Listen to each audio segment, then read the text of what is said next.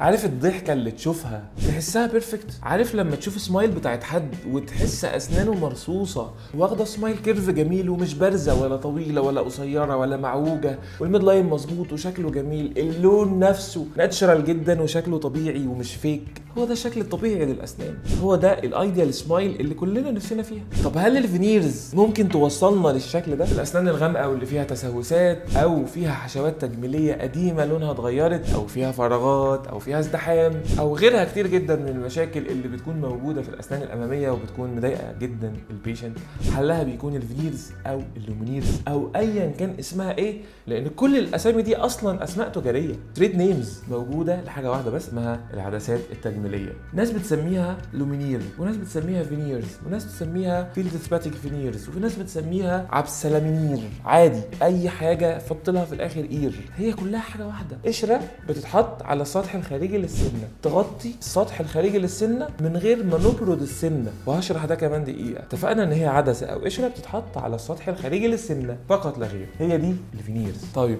هل يا دكتور بنحتاج نبرد الاسنان علشان نعمل الفينيرز؟ ده بقى اكتر سؤال تقريبا انا اتسالته في حياتي. بص يا سيدي، لو انت بتتكلم عن برد الاسنان بحيث ان السنه تتبرد كلها وتبقى رفيعه كده علشان يعني نركب عليها، فده اسمه كراون، ان السنه كلها تبقى رفيعه ومبروده كلها من كل الاتجاهات ومن فوق، ده التحضير او البرد للاسنان علشان نركب كراون مش فينيرز. فالاجابه القطعيه للسؤال بتاعك هل الاسنان بتتبرد ولا لا؟ لا. لو هو ده فهمك عن البرد، لا، عشان نعمل فينيرز الاسنان دي مش بتتبرد بالشكل اللي انت متخيله ده، لان البرد ده بتاع الكراون مش الفينيرز. ده اكتر سؤال اتسالته في حياتي، دي اخر حاجه.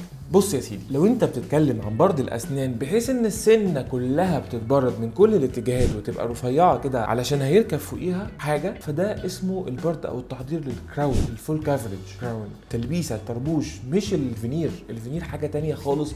وبالتالي الاجابه القطعيه على السؤال هل يا دكتور اسناني هتتبرد ولا لا؟ لا.